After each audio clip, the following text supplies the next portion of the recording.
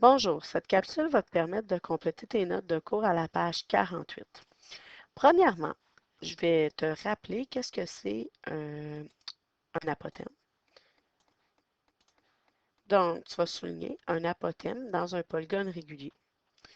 Un apothème dans un polygone régulier est un segment perpendiculaire qui part du centre d'un polygone, est toujours régulier, et qui rejoint le milieu d'un des côtés de ce polygone.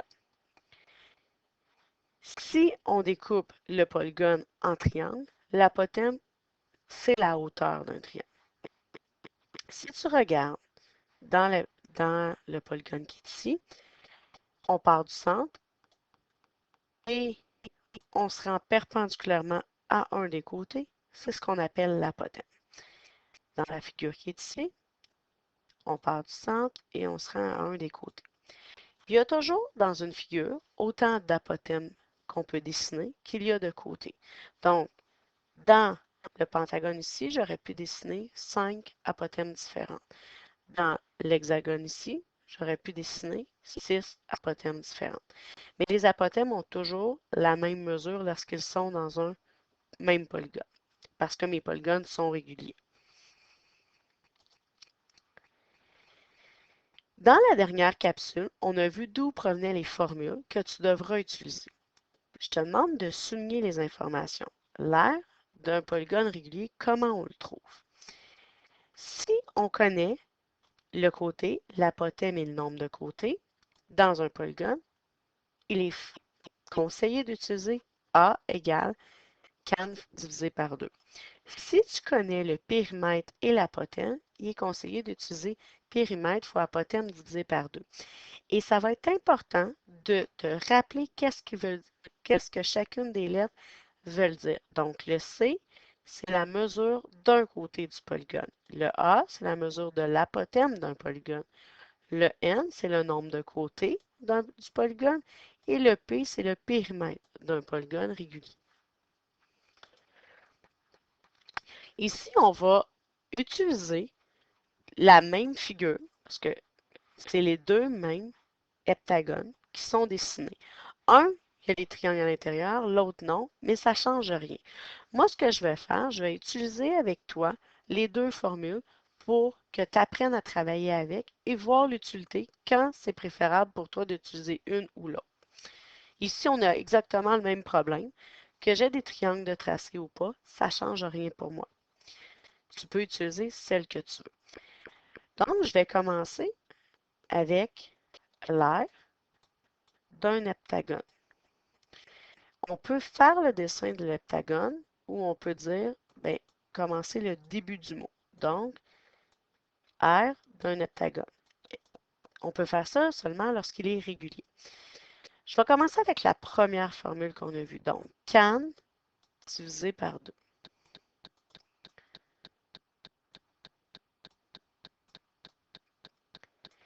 Si je remplace chacune des données, le C veut dire mesure d'un côté. Si je m'en vais dans mon heptagone, la mesure d'un côté, c'est 4,8. Donc, je remplace par 4,8 fois la mesure de l'apothème. La mesure de l'apothème, si on regarde, c'est la hauteur de mon triangle.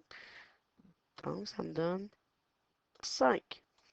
Le nombre de côtés, je suis dans un heptagone. Un heptagone, ça a 7 côtés. Donc, fois 7. Tout ça divisé par 2. Ensuite, je te demande toujours de faire un calcul par ligne. Mais j'accepte que tu me fasses tout ce qui est en haut de la division en même temps. Donc, toutes tes multiplications. Fait que tu peux faire 4,8 fois 5 fois 7, ce qui me donne 168 divisé par 2.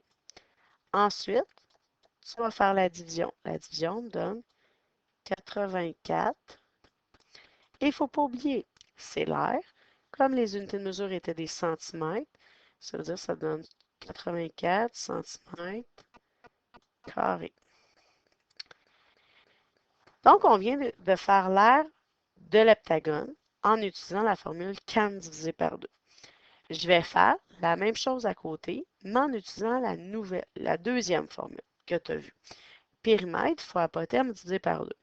Mais pour utiliser la formule suivante, donc je vais commencer l'aire d'un heptagone,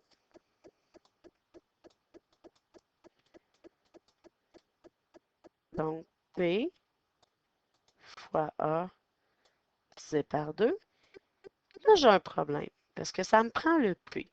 Fait que oui, je peux utiliser cette formule-là, même si je ne connais pas le périmètre, mais je vais devoir aller calculer le périmètre. Fait que ça veut dire que je vais me faire une deuxième étape. Ça veut dire que l'étape 1, ça va être d'aller calculer le périmètre. Et comme on a vu, la formule du périmètre, c'est N fois C. Donc, je vais remplacer mon N. Le N, nombre de côtés, dans un heptagone, il y a 7 côtés. Le C mesure d'un côté, le côté mesure 4,8. Donc, 7 fois 4,8 qui me donne 33,6 cm. Et maintenant que j'ai trouvé le périmètre, je pourrai aller faire mon deuxième calcul de l'aire de l'heptagone en utilisant périmètre fois apotherme divisé par 2. Le périmètre que je viens de trouver, 33,6 fois l'apotherme qui est 5 divisé par 2. Premier calcul que je vais faire ma multiplication. 33,6 fois 5 donne 168 divisé par 2 qui me donne 84 et c'est des centimètres carrés. Faut pas oublier que dans les problèmes, je te demande toujours une phrase. Mais comme c'était le même problème pour les deux, je ne l'ai pas écrit la première fois, mais elle s'applique aux deux. L'aire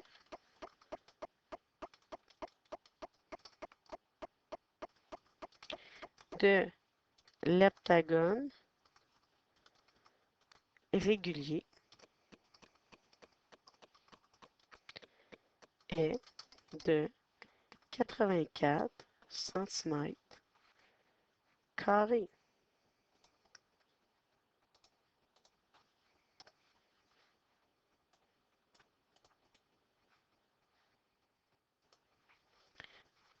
Et on a terminé.